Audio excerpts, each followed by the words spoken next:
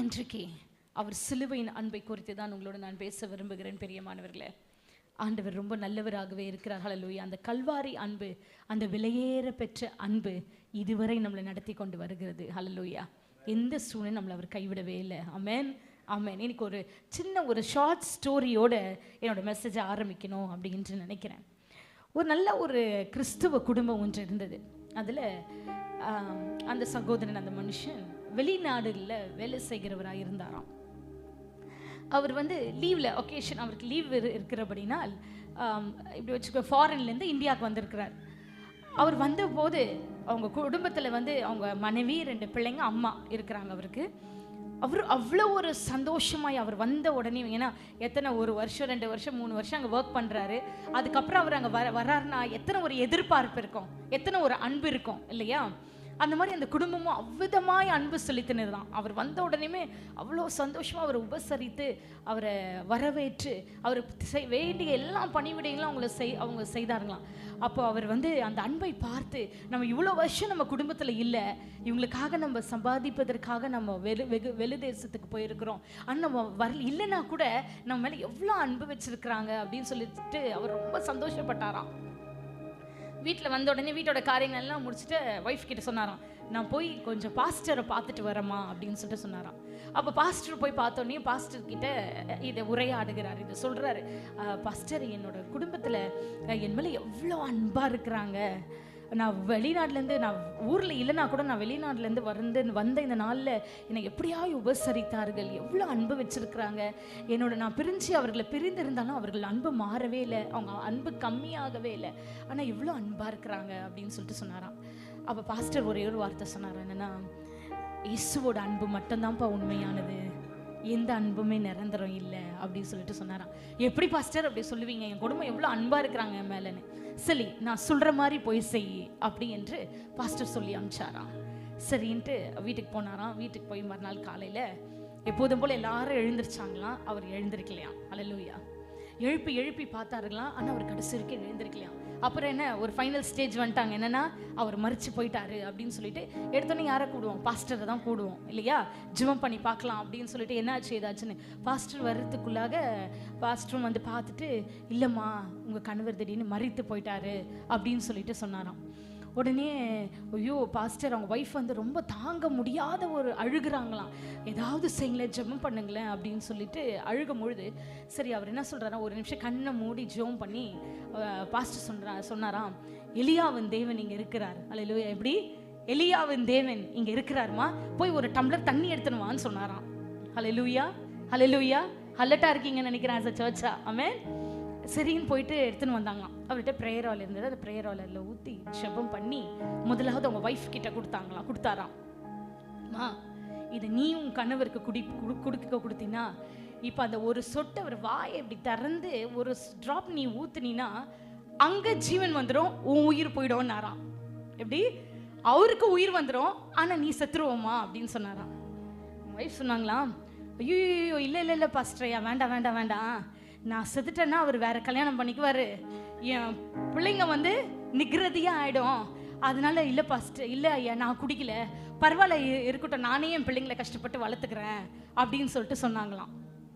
கொஞ்ச நேரம் பொறுத்து பாஸ்டர் அப்படின்னு அவங்க பிள்ளைங்களை பார்த்தாங்கன்னா பிள்ளைங்க பயந்துன்னு இல்லை பாஸ்டர்னு கை காமிக்குதுங்களாம். உடனே அவங்க அம்மாவை திரும்பி பார்த்தாராம்.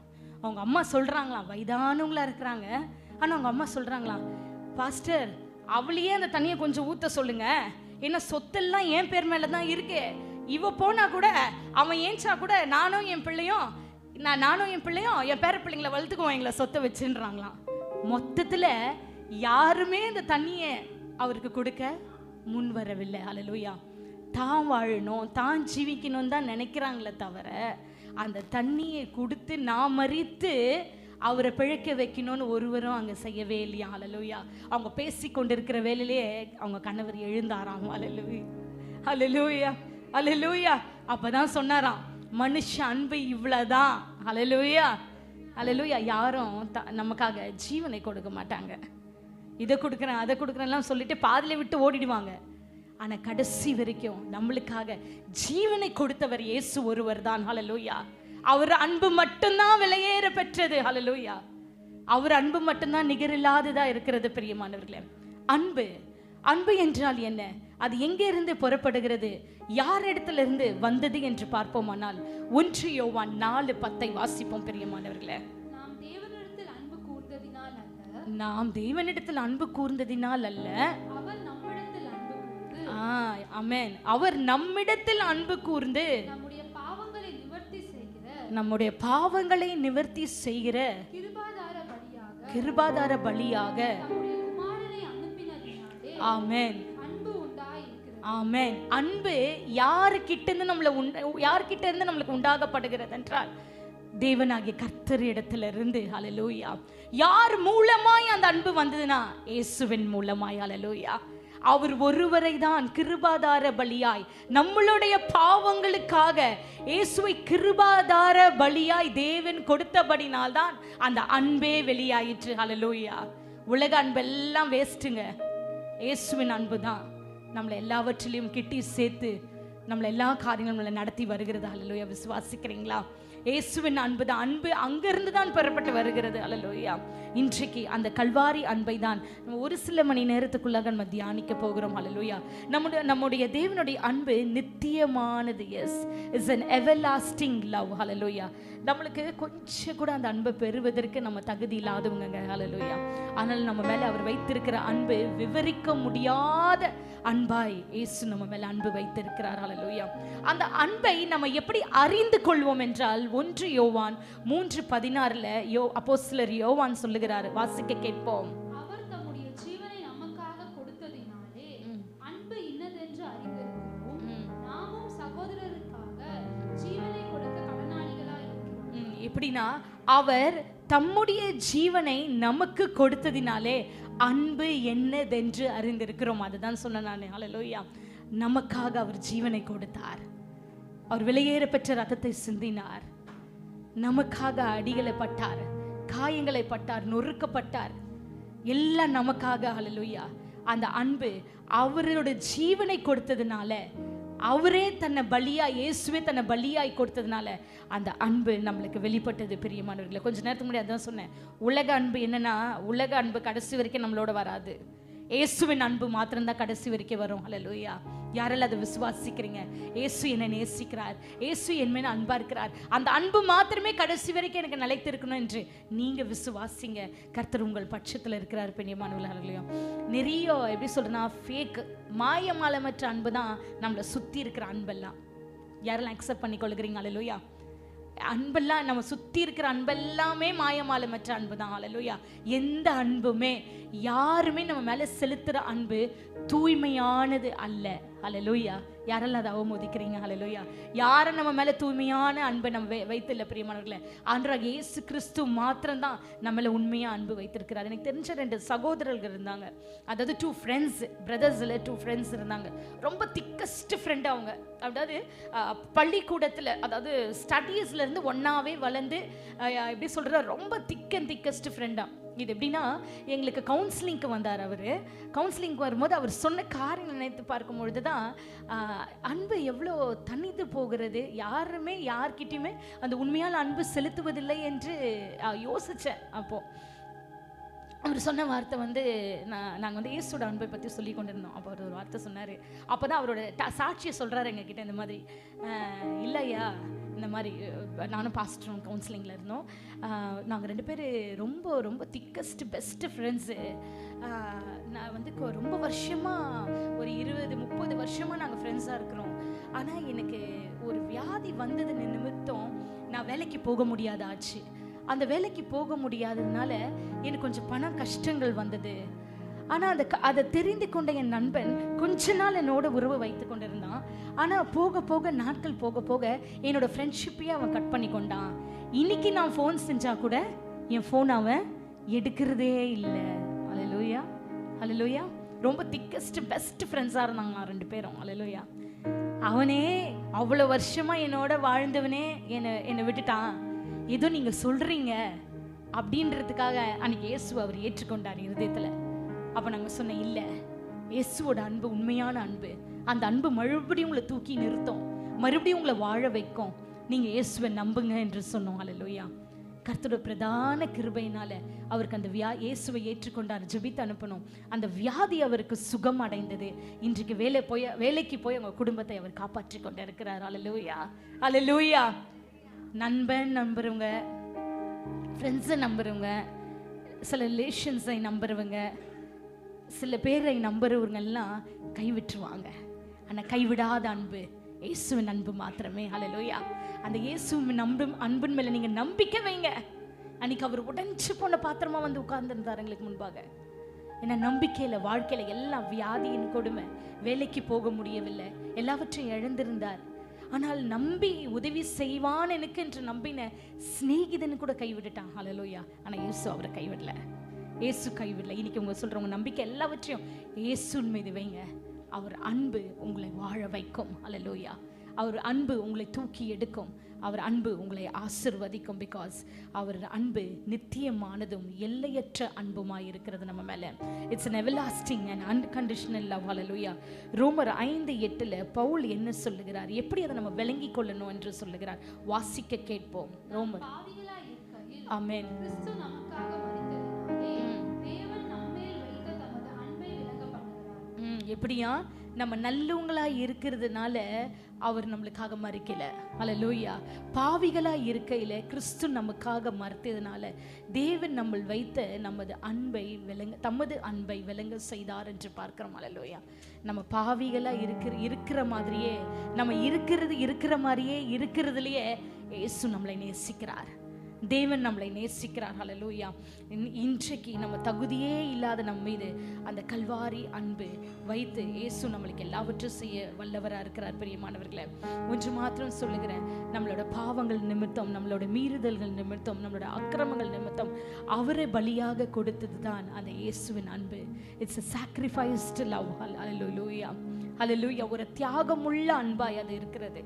ஆனால் இன்றைக்கு நம்ம சொசைட்டியாக இருக்கட்டும், எப்படி சொல்கிறது, நம்ம ஃபேமிலியாக இருக்கட்டும், யாராவது ஒருவர் வாழ்க்கையில் ஒரு தவறி போன நிலைமையில் போயிட்டாங்க, எப்படின்னா தவறி போன ஒரு சூழ்நிலை அவங்க கடந்து போயிட்டாங்கன்னா, முதல்ல நம்ம எல்லாம் செய்கிறது என்ன தெரியுமா? கேவலமாய் பார்ப்பதும், கேவலமாய் பேசுவதும், அவர்களை ஒதுக்கி விடுகிறதும், அவர்களை தள்ளி விடுகிறதுமாய் நம்ம காணப்படுறோம். அல்லேலூயா. ஆனால் இயேசு அப்படிப்பட்டவர் அல்ல. அல்லேலூயா. என்கிட்ட கொஞ்ச நாள் முன்பாக ஒரு மக பேசி கொண்டிருந்தா. என்னன்னா, ஒரு காரியங்களை ஷேர் பண்ணி கொண்டிருந்தா. அப்போ அவங்ககிட்ட சொன்ன ஒரு காரியம் என் இருதயத்தை வேதனைப்படுத்தியது, துக்கப்படுத்தியது. என்னன்னா, அவங்க அப்பா குடிக்கிற பழக்கம் உடையவர். எப்பொழுதுமே சில வேளைகள் அவர் குடித்து அந்த குடும்பத்தை சித்திரவதை பண்ணுறது, அதாவது அவங்களெல்லாம் அடிக்கிறது, காரியங்களை ரொம்ப தாறுமாறாய் ஆக்குறது அவரோட பழக்கமாக இருந்தது. அது கொஞ்ச நாளாகவே அந்த குடும்பத்தோட, அந்த ஃபேமிலியால் டாலரேட் பண்ண முடியல அந்த கஷ்டத்தை. அப்போ என்கிட்ட அவர் சொன்ன காரியம் என்ன, பேசாமல் அவர் எங்களை விட்டு போயிட்டாவே நல்லா இருக்கும் அப்படின்னு சொல்லிட்டு சொன்னான். எப்படின்னா, கொஞ்சம் அவர் அப்படி தவறி போகிற சூழ்நிலை இருக்கிறபடினால் பேசாமல் அவர் வீட்டை விட்டு போயிட்டா கூட நல்லா இருக்கும், ரொம்ப கஷ்டமாக இருக்குது, எங்களால் இந்த கொடுமையை தாங்க முடியவில்லை என்று சொன்னான். அப்போ தான் நான் சொன்னேன், ஒரு நிமிஷம் தகப்பனாய் அவர் செய்த நன்மைகளை நினைச்சு பாரு. தகப்பனா உங்களை வளர்த்ததை நினைச்சு பாரு. தகப்பனா உங்களை பராமரித்ததை நினைச்சு பாரு. அவர் தவறி போகிற வேலையில அவருக்காக அதிகமா போய் ஜெபம் பண்ண, உபவாசி, கர்த்தரை நோக்கி பார் என்று சொன்னேன். கர்த்தரோட பிரதான கிருபை, உண்மையாலே அவ உடைக்கப்பட்ட பாத்திரமா எனக்கு பேசினான். ஆனா நான் அட்வைஸ் பண்ணேன், உனக்கு வாழ்க்கையில எல்லாமே நடக்கும், இன்பம் நடக்கும், துக்கம் நடக்கும், கஷ்டம் வரும், எல்லாமே வரும். ஆனா அதனதன் காலத்துல அது எல்லாவற்றையும் நீ ஏற்றுக்கொள்ளுகிற மனப்பக்குவத்துல இருக்கணும். போய் உன் தகப்பனாருக்காக நீ ஜெபி, நீ உபவாசி, கண்டிப்பா கர்த்தர் உங்க குடும்பத்துல ஒரு மாறுதலை கொடுப்பார் என்று சொன்னேன். இன்றைக்கு அந்த சகோதரன் ரட்சிக்கப்பட்டு அந்த குடிப்பழக்கத்திலிருந்து முற்றிலுமாய் விடுதலையை பெற்று அந்த குடும்பம் நலமாய் வாழ்ந்து கொண்டிருக்குது. கரத்தை தட்டுவோமா? சந்தோஷமே இல்லையா? ஹல்லேலூயா. அது எவ்வளவு வருஷமாய் அந்த பழக்கத்துல அவர் அடிமைத்தனத்துல இருந்தார் தெரியுமா? ஹல்லேலூயா. ஆனா இன்றைக்கு அந்த குடும்பத்தை பார்க்கும் போது சந்தோஷமா இருக்கிறது. ஜெபங்கள் எல்லாவற்றையும் மாற்றும். இயேசுவின் அன்பை நம்பும் பொழுது அந்த அன்பை நம்ம செய்ய வேண்டியது என்னென்றால், முதல்ல அன்பு செலுத்துங்க. ஹல்லேலூயா. குடும்பத்தில் யாராவது தவறி போகிறார்கள், தவறான பழக்கங்கள், காரியங்கள் இந்த மாதிரி இருக்குது என்றால் அவர்களை எப்படி சொல்லுகிறதுனா, அவாய்ட் பண்ணாதீங்க. அவங்கள அவாய்ட் பண்ணாதீங்க. அதிகமாக ஜெபம் பண்ணுங்க. நீங்க ஜெபிக்கும் பொழுது உண்மையாகவே காரியங்கள் மாற்றப்படும் பிரியமானவர்களே. இன்றைக்கு அந்த குடும்பம் லிவிங் டெஸ்டிமனியாய் வாழ்ந்து கொண்டு இருக்கிறது. அல்லேலூயா. முடியவே முடியாதுன்ற ஒரு சூழ்நிலை, சந்தேகத்துக்குரிய ஒரு சூழ்நிலை, ஆனாலும் இயேசு மாற்றினார். இயேசு அன்பானவர், நம்மளும் அன்பாவே இருக்கணும் அப்படிப்பட்ட ஜனங்கள் மேல. ஹல்லேலூயா. 1 தீமோத்தேயு 1:15 விதமாய் சொல்லுகிறது என்னென்றால், இயேசு பாவிகளுக்காக வந்தார் என்று சொல்லி. ஹல்லேலூயா. வாசிக்க கேட்போம். பாவிகளை ரட்சிக்க கிறிஸ்து இயேசு உலகத்தில் வந்தார் என்கின்ற வார்த்தை எல்லா அங்கீகரிப்புக்கும் பாத்திரமானது. அவர்களில் பிரதான பாவி எப்படி என்றால், பாவிகளை ரட்சிக்க கிறிஸ்து இயேசு உலகத்திற்கு வந்தாராம். ஹல்லேலூயா. நல்லவங்களை ரட்சிக்க வந்தாருன்னு சொல்லியிருக்கா, பாவிகளை ரட்சிக்க வந்தார் என்று சொல்லியிருக்கிறதா? ஹல்லேலூயா. பாவிகளை ரட்சிக்க தான் அவர் வந்தார் என்று சொல்லி இருக்கிறது. ஒரு காரியத்தை சொல்ற, ஒரு டெஸ்டிமனியை நான் சொல்றேன். அதாவது பின்மாற்றம், ரட்சிக்கப்பட்டு பின்மாற்றமாய் போகிறவர்களுக்காக நம்ம அதிகமாய் ஜெபிக்கும் பொழுது கர்த்தர் நிச்சயமாய் கிரியை செய்வார்.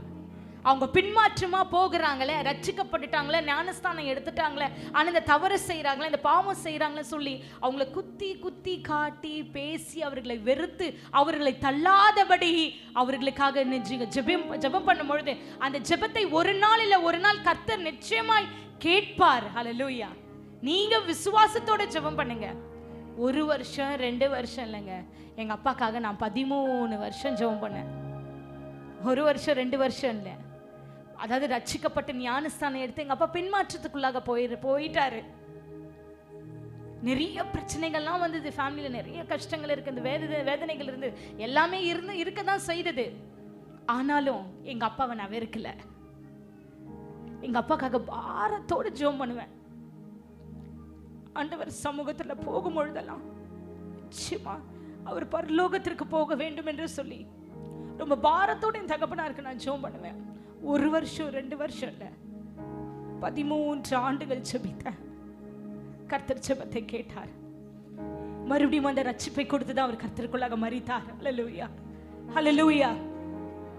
நம்மள கொஞ்சம் ஜெபிச்சாலே சோர்ந்து போயிடுறோம். குடும்பங்களை இன்றைக்கு இதை கேட்கிறவர்களுக்கு, பார்த்து கொண்டவர்களுக்கு சொல்றேன், ஆண்டவர் நம்ம ஜெபத்தை கேட்பார். பின்மாற்றம் போகிறார்கள் என்று வெறுக்காதீங்க அவர்களை. அன்பு வைங்க இயேசுவை போல. ஜெபிங்க, பாரத்தோட உபவாசிங்க, கண்ணீரோடு ஜெபிங்க. கண்ணீரோடு ஜெபிக்கிறவங்க கம்பீரமாய் அறுப்பார்கள் என்று வேதம் சொல்லுகிறது பிரியமானவர்களே. அதனால நீங்க செய்வது ஒன்றே ஒன்று நான் இன்னைக்கு சொல்றேன், இயேசுவோட அன்பை நீங்க தரித்துக் கொள்ளுங்க. ஹல்லேலூயா. உங்க குடும்பத்துல யாராவது பின்மாற்றமாய் போயிருக்கிறாங்களா? அவர்களுக்காக நீங்க ஜெபம் பண்ணுங்க. ஏன் தெரியுமா ஒன்று சொல்லட்டா, நம்மளே குறை உள்ளவர்கள் தான். we are not perfect in everything. நம்ம குறைகளை முதலாவது பாருங்க. நம்ம குறைகளை கர்த்தர் மன்னிக்கும் பொழுது பிறர் குறைகளை நம்ம மன்னிக்கலாமே. அந்த இயேசுவின் அன்பை இன்னைக்கு தரித்துக் கொள்ளுங்க. ஹல்லேலூயா. ஏன்னா நம்ம எல்லாருமே குறை உள்ளவங்க தான். ஏதாவது ஒரு குறை நம்ம கிட்ட இருக்கதான் செய்யுது. ஆனா நம்ம தகப்பனாக இயேசு கிறிஸ்து நம்மளை நேசிக்கிறாரு, நம்மள அன்பா இருக்கிறாரு. நம்ம ஏன் அன்பா இருக்க கூடாது? ஹல்லேலூயா. இன்றைக்கு சிந்தித்து கொள்ளுங்க. ஹல்லேலூயா. உங்க வீட்டுல, உங்க குடும்பத்துல யாராவது பின்மாற்றத்துல போய் கொண்டு இருக்கிறாங்களா, பாவம் நிறைஞ்ச ஒரு வாழ்க்கை வாடுறாங்களா, அவங்கள சீ என்று சொல்லி ஒதுக்காதீங்க. அன்பு செலுத்துங்க. இயேசுவை பற்றி சொல்லுங்க. அவங்க மறுபடியும் அதுல இருந்து பின்வாங்குவதற்காக, அவங்க திரும்பி வருவதற்காக அவங்களுக்காக பாரத்தோடு ஜெபிங்க. நிச்சயமா அந்த ரட்சிப்பு உங்க குடும்பத்துல உண்டு, நிச்சயமா உண்டு. அந்த ரட்சிப்பை கர்த்தர் கொடுப்பார், உங்களுக்கு இயேசு கொடுப்பார். இன்றைக்கு ஒரு 4 விதமான அன்பு, இயேசு வாழ்ந்த காலங்கள்ல ஒரு 4 விதமான அன்பை நான் உங்களுக்கு பங்கிட்டு கொடுக்க விரும்புகிறேன் பிரியமானவர்களே. முதலாவது அன்பு ஆச்சரியமான அன்பா, இயேசுவின் அன்பு. ஹல்லேலூயா. வாசிக்க கேட்போம். லூக்கா 11:1-8 வரை.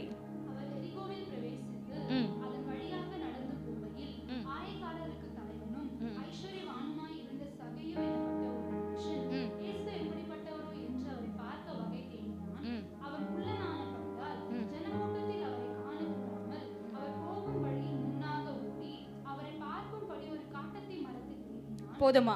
எஸ். என்ன இங்க ஒரு சம்பவம் நடக்குது. என்னென்றால், எரிகோவுக்கு இயேசு நடந்து கொண்டு வருகையில் சகேயு என்ற ஒரு மனிதன் அவரை பார்க்க வகை தேடினான். அவர் குள்ளமா இருந்தபடினால் ஜனங்கள் எல்லாம் இயேசுவை நெருக்கிறதுனால அவன் ஓடி போய் ஒரு காட்டத்தி மரத்துல ஏறி கொள்ளுகிறான்.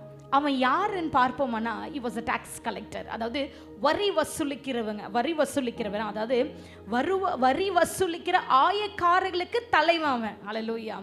அவன் வரி வசூலிக்கிறது மாத்திரம் இல்லை, ரோமன் கவர்மெண்ட்ல அவன் ஒரு அதிகாரியாய் ஒரு ஆஃபீஸர் அவன் இருந்தான். அப்படியேப்பட்டவனுக்கு என்ன இல்லை, அவன் ஒரு நல்ல செல்வந்தன் என்று இருக்கிறது, ஏதோ ஐஸ்வர்யவானா இருக்கிறான் என்று இருக்கிறது, ஒரு பணக்காரன் அவனுக்கு எதுவுமே இல்லாத இல்லை, எல்லாம் இருக்குது. அவன் ஒரு நல்ல உத்தியோகத்தில் இருக்கிறான், நல்ல ஒரு வேலையில் இருக்கிறான், நல்ல சம்பாதனையில் இருக்கிறான். ஆனாலும் அவனுக்கு என்ன இல்லை தெரியுமா? இருதயத்தில் சமாதானம் இல்லை, ஒரு வெறுமை இருக்கிறது. ஹல்லேலூயா. அவனை யாருக்குமே பிடிக்கல, அவன் தனியாக தான் வாழ்ந்து கொண்டு இருக்கிறான். ஜனங்கள் எல்லாரும் அவனை வெறுத்தார்கள் என்று பார்க்கிறோம். ஏனென்றால் அப்பொழுது லூக்கா 19:5 மாத்திரம் வாசிமா. எல்லாரும் அவனை வெறுக்கிறாங்க. டோட்டலா எல்லா சகல வசதிகளும் இருந்து அவங்க கிட்ட சமாதானமே இல்லாத இருக்கிறது. அப்படி இருக்கிற வேலையில அவன் இயேசுவை பார்க்க விரும்பும் பொழுது இயேசு அவனை படிமா. இயேசு அந்த இடத்தில் வந்த பொழுது அண்ணாந்து பார்த்து அவனை கண்டு, ஆமென் ஆமென், இன்றைக்கு என்ன சொல்லுகிறார்? சகையுவே இறங்கி வா, நான் இன்னைக்கு உங்க வீட்டுல தங்க வேண்டும் என்று இயேசு அவரை வெளிப்படுத்துகிறார். ஹல்லேலூயா. ஆச்சரியமான ஒரு அன்பு. அப்படி அவரை பார்த்து, அவன் குள்ளமா இருக்கிறதுனால அவன் இப்படி பார்த்துட்டு இருக்கான். அவரை நிமிர்ந்து பார்த்து, இப்படி போற இயேசு அவனை நிமிர்ந்து பார்த்து கூப்பிடுகிறார். ஹல்லேலூயா. சீக்கிரத்துல இறங்கி வா, நான் இன்னைக்கு உன் வீட்டுல தங்க வேண்டும் என்று. இயேசுவின் அன்பை பார்த்து அவன் ஆச்சரியப்பட்டான். ஹல்லேலூயா. ஆச்சரியப்பட்டான். ஏன் தெரியுமா? அவனை ஊரே வெறுத்துது. எதுக்குன்னா, அவங்க ஊர்ல இருக்கிறவங்களோட நிலத்தெல்லாம் அவங்களால பே பண்ண முடியலன்னா அந்த நிலத்தெல்லாம் அவன் அபகரிக்கிறவனா இருந்தான், லஞ்சம் வாங்குறவனா இருந்தான், அவர்களுக்கு தீமை செய்கிறவனா இருந்தான். அதனால அவனுக்கு ஊர்ல அவனுக்கு என்ன பேரு என்றால் பாவி என்று சொல்லி அவனை அழைப்பாங்களாம்.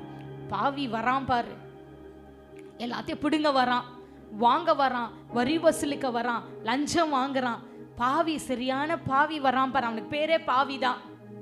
ஹல்லேலூயா ஹல்லேலூயா. அப்படிப்பட்ட பாவியை இயேசு நேசிக்கிறார், இயேசு நேசிக்கிறார். ஹல்லேலூயா. நம்ம எப்படிப்பட்டவர்களா இருந்தாலும் இயேசு நேசிக்கிறார். நாம் பாவி பாவி என்று குற்ற உணர்ச்சியோடு இருக்காதீங்க. உங்களுக்காக தான் இயேசு வந்திருக்கிறார். ஹல்லேலூயா. அவன் இருதயம் சந்தோஷப்பட்டதான். காயப்பட்ட இருதயத்துக்கு அவர் உங்க வீட்டுக்கு வர்றேன்னு சொன்னோன்னுமே, அந்த அன்பை பார்த்த ஒண்ணுமே அவன் காயப்பட்ட இருதயம் ஆறுதல் அடைந்தது. பிரியமானவர்களே, ஏனென்றால் இயேசு எப்படிப்பட்டவரோ என்று பார்க்க வந்தான். அவனுக்கு இயேசு எப்படிப்பட்டவர் என்று அறிந்து கொண்டான். ஹல்லேலூயா. வாசிக்க கேட்போம் 6-8 வரை. சீக்கிரமா இறங்கி சந்தோஷத்தோட, ஏன்னா அவன் வீட்டுக்கு யாருமே போக மாட்டாங்களாம், யாருமே பிரவேசிக்க மாட்டாங்களாம் அவன் வீட்டுக்கு. அப்படியாப்பட்டவனுடைய வீட்டுக்கு இயேசுவின் அன்பு, இயேசு அன்பு கொண்டு அவன் வீட்டுக்கு கடந்து போகிறார். வாசிக்க கேட்போம். அதை கண்ட யாவரும்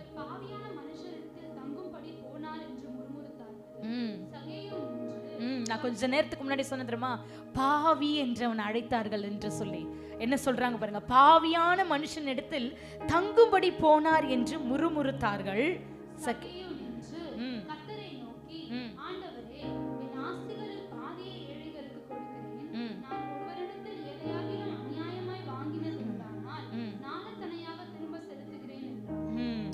இயேசுவின் அன்பு பாவியான அவனுக்கு ஒரு ரட்சிப்பை கொடுத்தது. ஹல்லேலூயா.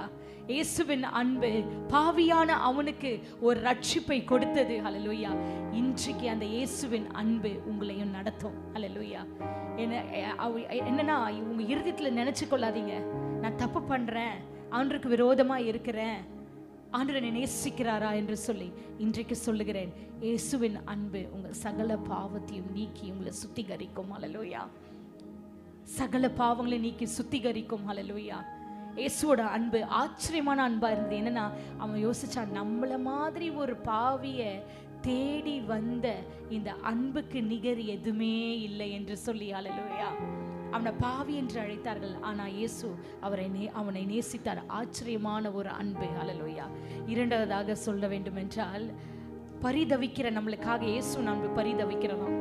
முதல்ல சொன்ன அன்பு என்ன அன்பு பிரியமானவர்களே? ஆச்சரியமான அன்பு. ஆச்சரியமான அன்பு அவனுக்கு ஒரு டிரான்ஸ்ஃபர்மேஷனை கொடுத்தது. ஹல்லேலூயா. அடுத்ததாவது ஹல்லேலூயா நம்மளுக்காக பரிதவிக்கிற அன்பு. ஹல்லேலூயா. வாசிக்க கேட்போம். மத்தேயு 15:32. மத்தேயு 15:32. பின்பு இயேசு தம்முடைய சீஷர்களை அழைத்து, ஜனங்களுக்காக பரிதபிக்கிறேன். இவர்களிடத்தில் 3 நாள் தங்கியிருந்து சாப்பிட ஒன்றும் இல்லாதிருக்கிறார்கள். இவர்களை பட்டினியாய் அனுப்பிவிட எனக்கு மனதில்லை. வழியில் சோர்ந்து போவார்களே என்றார். பின்பு இயேசு தம்முடைய சீஷர்களை அழைத்து ஜனங்களுக்காக பரிதபிக்கின்றேன் என்று சொல்லுகிறார். அல்லேலூயா. இங்க ஒரு இன்சிடென்ட் நடக்குது. என்னன்னா 3 நாள் இரவும் பகலுமா ஆண்டவரோட வார்த்தைகளை கேட்கும்படியாய் ஜனங்கள் அமர்ந்து கொண்டிருக்கிறாங்க.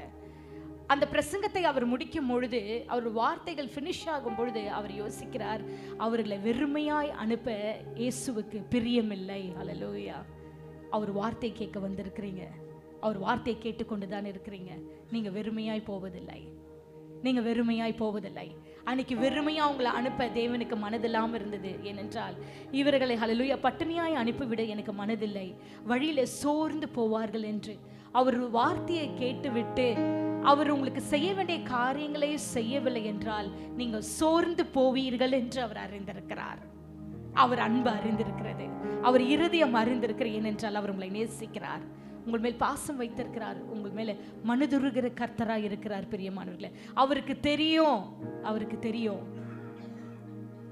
அவரோட வார்த்தையை கேட்கிற உங்களுக்கு அவர் அற்புதங்களை செய்யவில்லை என்றால் நீங்கள் சோர்ந்து போவீர்கள் என்று தெரியும். அதுக்காக தான் அன்றைக்கு அவர் 5 அப்பம் 2 மீனை எடுத்து ஆசீர்வதித்து அதை பெருக பண்ணி அவர்கள் திருப்தி அடைந்து அவர்களை அனுப்பினார் என்று பார்க்கிறோம். ஹல்லேலூயா. அங்க ஒரு திருப்தி இருந்தது. ஹல்லேலூயா.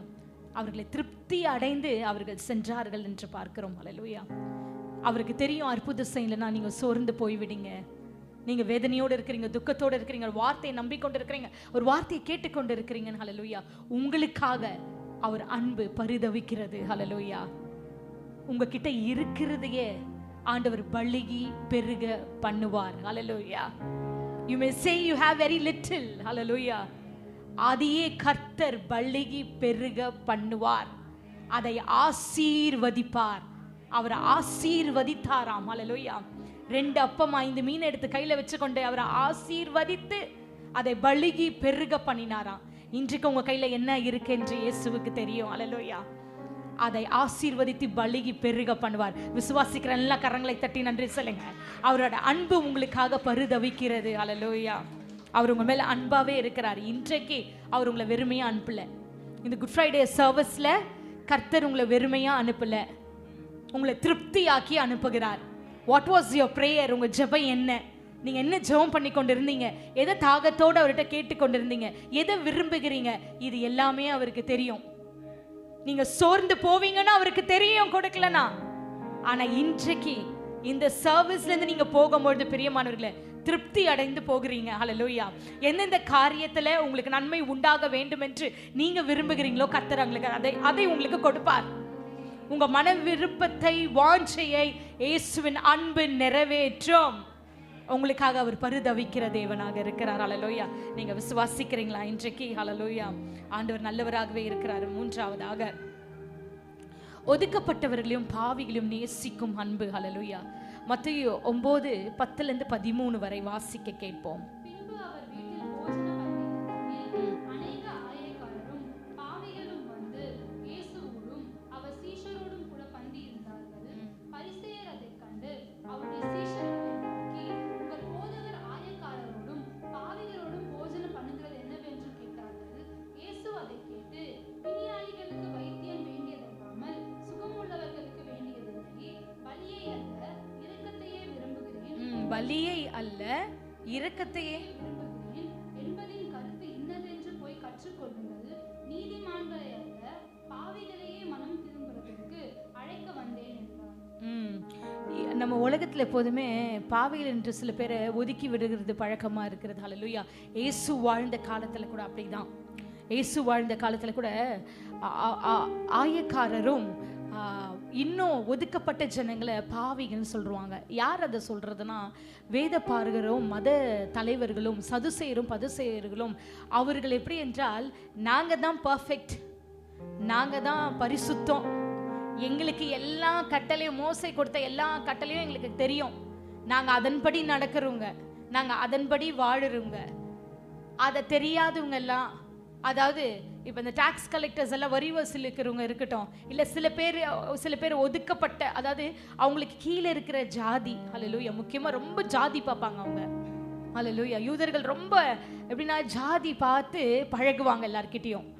அவர்களோட ஜாதியா இல்லைன்னா டோட்டலாகவே அவர்களை ஒதுக்கி ஓரம் தள்ளிடுவாங்க, ஹல்லேலூயா. இங்கேயும் அதுதான் நடக்கிறது. ஆனால் இயேசு சொல்லுகிறார், 10-11 வாசிக்க கேட்போம். அப்படியாப்பட்டவர்களை, ஒதுக்கப்பட்டவர்களை இயேசு நேசிக்கிறவராக இருக்கிறார். பாவிகளை இயேசு நேசிக்கிறவராக இருக்கிறார். 10-11 வாசிப்போமா? 9ல, பின்பு அவர் வீட்டில் போஜன பந்தி இருக்கையில் அநேக ஆயக்காரரும் பாவிகளும் வந்து இயேசுவோடும் அவர் சீஷரோடும் பந்தி இருந்தார்கள்.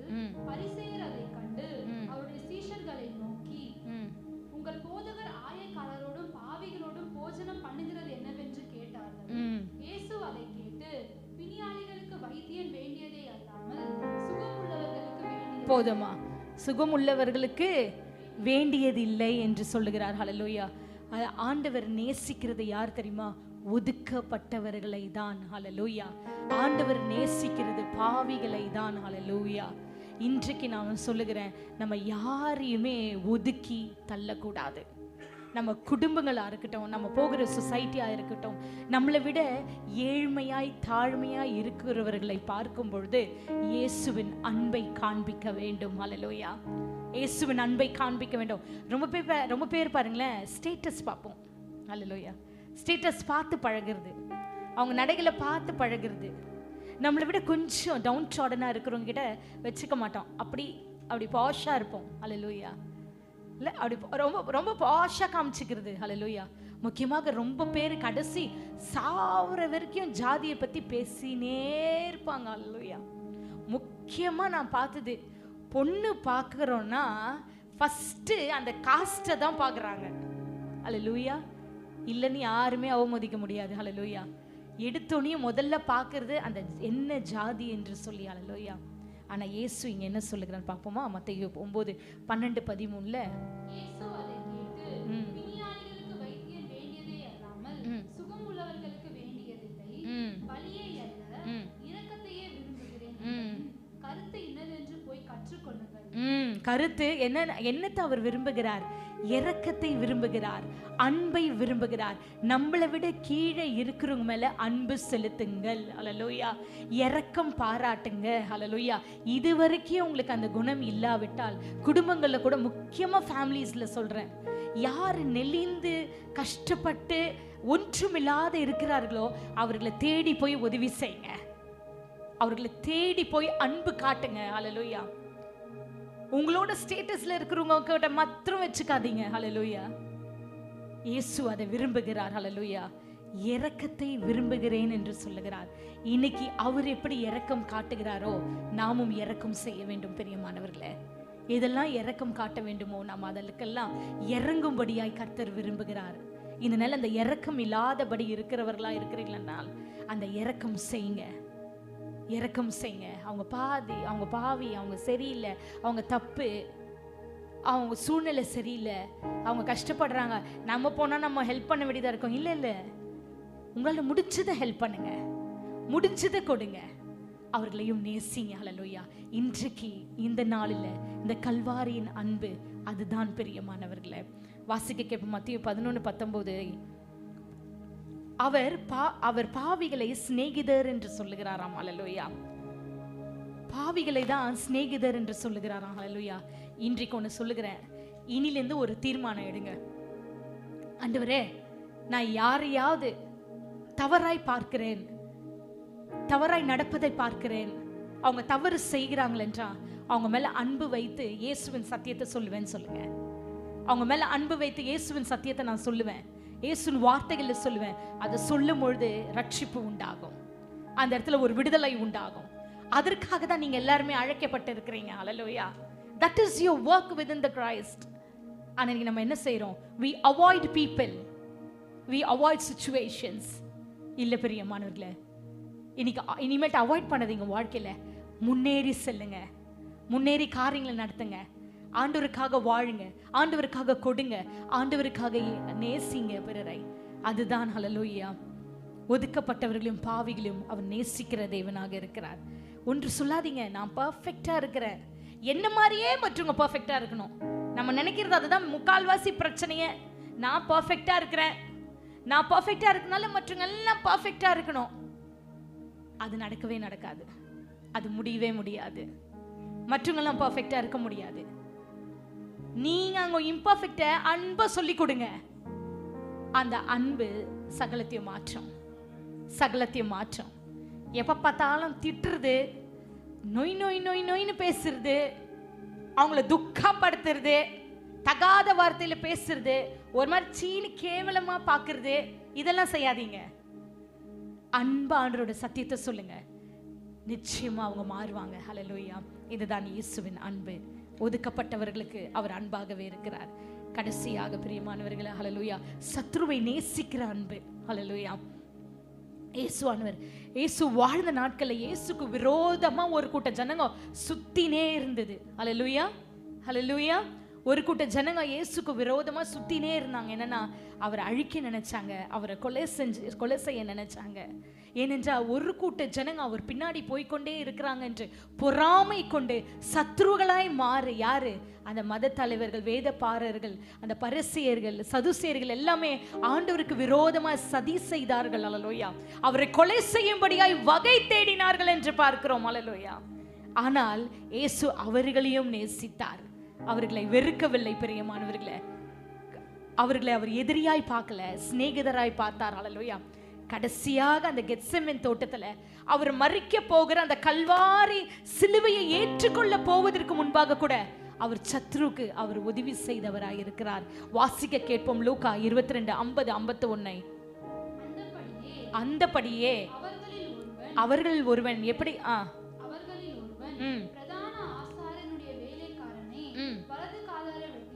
வலது காதர வெட்டினான். அப்பொழுது இயேசு இம்மட்டும் நிறுத்துங்கள் என்று சொல்லி எதுக்கு வந்தாங்க அந்த நேரம்? அந்த டைம் என்ன டைம் தெரியுமா? அவரை சிலுவையில போடும்படியாய் யூதாஸ் காட்டி கொடுத்த வேலை அது. காட்டி கொடுக்கிறான். அவரை பிடிக்கிறதுக்கு எல்லாரும் வந்துட்டாங்க, சோல்ஜர்ஸ் எல்லாம் வந்துட்டாங்க. பிரதான ஆசாரனோட வேலைக்காரன் ஒருத்தனுக்கு எடுத்த உடனே போட்டு காதை வெட்டிடுறாங்க. இயேசுவோட சீஷர்ல ஒருவர் வெட்டிடுறாரு. ஆண்டவர் சும்மா இல்லையே, அந்த இடத்துல என்ன செய்தார்? தொட்டு சுகப்படுத்தினார் என்று பார்க்கிறோம். விரோதிகளுக்கு கூட அன்பை காட்டி இருக்கிறார். இன்றைக்கு நான் சொல்லுகிறேன், யார் யாரெல்லாம் சத்ரு எனக்கு அகெயின்ஸ்டா வேலை செய்யறாங்க, எனக்கு அகெயின்ஸ்டா பேசுறாங்க, எனக்கு அகெயின்ஸ்டா நடந்திருக்கிறாங்க, இது என்ன தெரியுமா ரொம்ப கஷ்டமான விஷயம்? இதை ஏற்றுக்கொள்வதுதான். ஹல்லேலூயா, ஹல்லேலூயா. as a human இதை ஏற்றுக்கொள்றது தான் ரொம்ப கடினமான ஒரு விஷயம். நம்மளுக்கு விரோதமா பேசுவாங்களாம், நம்மளுக்கு விரோதமா நடந்துக்குவாங்களாம், நம்மளுக்கு விரோதமா தீமை செய்வாங்களாம், எல்லாமே செய்வாங்களாம். ஆனா அவங்கள நேசின்னு சொல்றாரு ஆண்டவர். ஹல்லேலூயா. சத்ருவை நேசின்றாரு, சத்ரு மேல அன்பு செலுத்துன்றாரு. ஹல்லேலூயா. அவர் செய்தார் அல்லவோ. லூக்கா 22:51 அதுதான் சொல்லுகிறது. ஹல்லேலூயா. கம்முன்னு ஆண்டவர் எனக்கு என்ன வந்ததுன்னு சொல்லிட்டு வெட்டின காதை எப்படியாவது போதுன்ட்டு போயினே இருந்திருக்கலாம். ஏன்னா நம்மளே அந்த பாடுக்குள்ளாக கொஞ்ச நேரத்துல கடந்து போறோம், அந்த வேதனைக்குள்ளாக கொஞ்ச நேரத்துல கடந்து போறோம், எப்படியாப்பட்ட சிலுவை பாடுக்குள்ளாக கடந்து போறோம் என்று அந்த வெறுப்பு இல்லை. ஹல்லேலூயா. நம்ம எல்லாருக்குமே வெறுப்பு இருக்கு சில வேளைகளை. ஹல்லேலூயா. இன்றைக்கு அந்த வெறுப்பு, கசப்பு, யார் மேல எல்லாம் துக்கமா இருக்கிறீங்களோ நீங்களே போய் பேசணும், சமாதானம் ஆகணும், ஒப்புரவு ஆகணும். ஆவீங்களா? ஹல்லேலூயா, ஹல்லேலூயா. நம்ம விட்டுடணும். ஹல்லேலூயா. அவர் பார்த்துக் கொள்வார். நம்ம செய்ய வேண்டியது ஒன்றே ஒன்றுதான், சத்ருவை சிநேகி என்று கர்த்தர் சொல்லுகிறார். ஹல்லேலூயா. மத்தேயு 26:50 இவ்விதமாய் சொல்லுகிறது, அவர் காட்டி கொடுத்த யூதாசை சிநேகிதனே என்று அழைத்தார். ஹல்லேலூயா. அவன் இயேசுவை காட்டி கொடுத்தவனா இருக்கிறான், ஆனாலும் அவர் என்ன சொல்லுகிறார்னா சிநேகிதனே என்று அழைக்கிறார். ஹல்லேலூயா. இன்னைக்கு இனிமேல்ட்டு யாரும் சத்ருவே கிடையாது நம்மளுக்கு. ஹல்லேலூயா.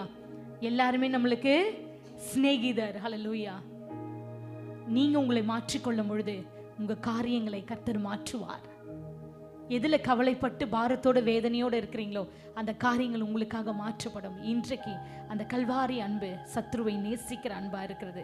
நம்ம வாழ்க்கையில நம்மள ஒரு சில காரியங்கள்ல இயேசு எப்படி கற்பித்து கொடுக்கிறாரோ அப்படி மாற்றிக்கொள்ளும் பொழுது ஆண்டவர் தாமே உங்கள் காரியங்களை பிரியப்படுகிறவரா இருக்கிறார்.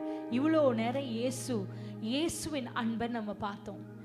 நம்ம எப்படியாப்பட்ட அன்பை செலுத்த வேண்டும் என்று தேவன் விரும்புகிறார் என்று மத்தேயு 22:37-39 வரை வாசிக்க கேட்போம். நோக்கி இன்னைக்கு இயேசு நம்மை நோக்கி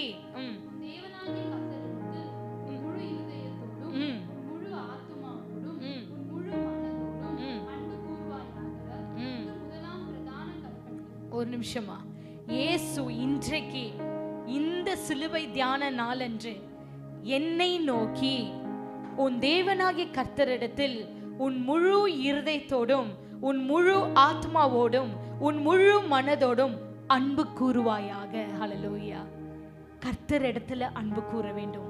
கர்த்தர் இடத்துல அன்பு கூற வேண்டும்னா என்னன்னா, அவரோட கட்டளை பிரமாணங்கள் அவருடைய மன விருப்பத்தின்படி நம்ம வாழ்வதுதான் அவர் மேல் அன்பு செலுத்துவது. ஹல்லேலூயா.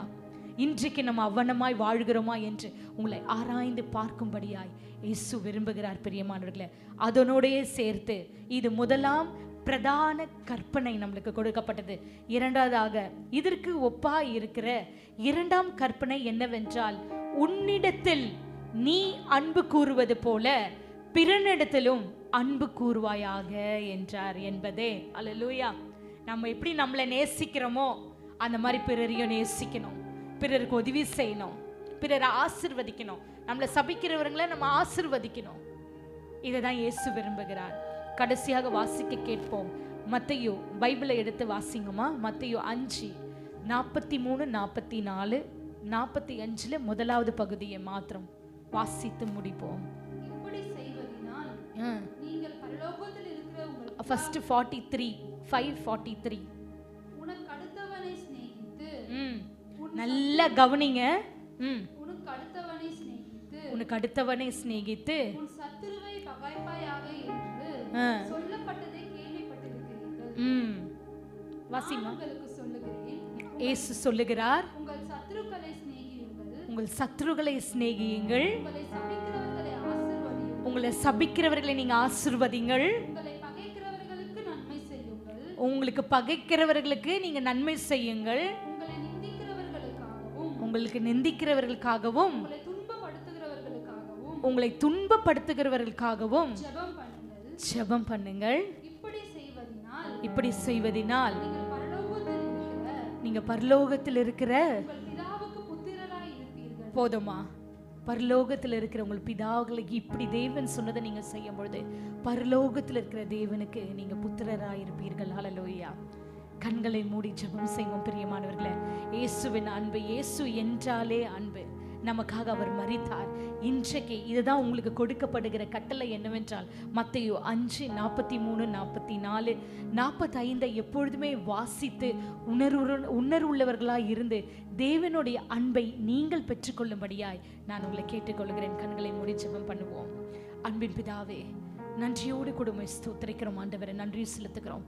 இத்தனை மணி நேரமாயும் உங்களுடைய அன்பை நாங்கள் தியானித்து கொண்டு இருக்கிறோம். ஆண்டவரே